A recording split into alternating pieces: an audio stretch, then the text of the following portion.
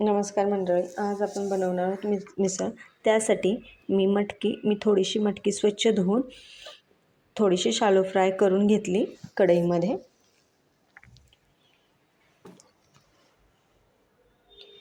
त्यानंतर कढईमध्ये तेल टाकून तेल गरम झाल्यानंतर त्याच्यामध्ये मी जिरे, मोहरी, खडे मसाले, बारीक कट केलेला कांदा टाकून फिरवून घेतलं।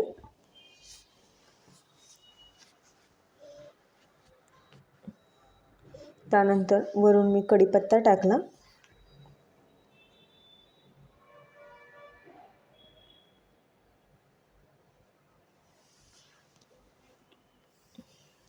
आलं लसूणची पेस्ट टाकली, तेही फिरवून घेतलं। कांदा चांगला लाल होईपर्यंत फिरवून घ्यायचा आहे। थोडंसं तेल एक्स्ट्रा घ्यायचं म्हणजे तर्री चांगली येते। त्यानंतर जिरा पावडर, धना पावडर, किचन किंग मसाला टाकला आणि तेही फिरवून घेतलं।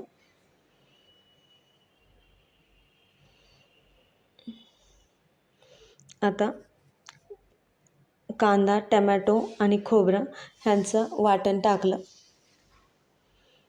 आणि ही फिरवून घेतलं। मिक्स झाल्यानंतर थोडंसं त्यामधलं पाणी आटेपर्यंत वेट केला। त्यानंतर त्याच्यामध्ये काश्मीरी लाल मिरची टाकली,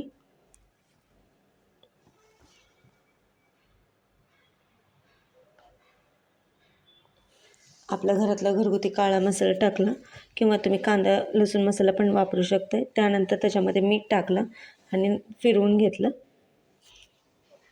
त्यानंतर आपण जी मटकी भाजून घेतलेली होती ते मिक्सरमधून ओबडधोबड काढून त्याच्यामध्ये टाकली, म्हणजे भाजी जास्त म्हणजे रस्सा जो आहे तो जास्त पातळ होत नाही आणि आपल्या रस्स्याला मटकीचा फ्लेवर येतो। आणि बाजूला गरम पाणी गरम करण्यासाठी ठेवलेलं गरम पाणी टाकलं। आता चांगली उकळी फुटेपर्यंत आपण वेट करूया।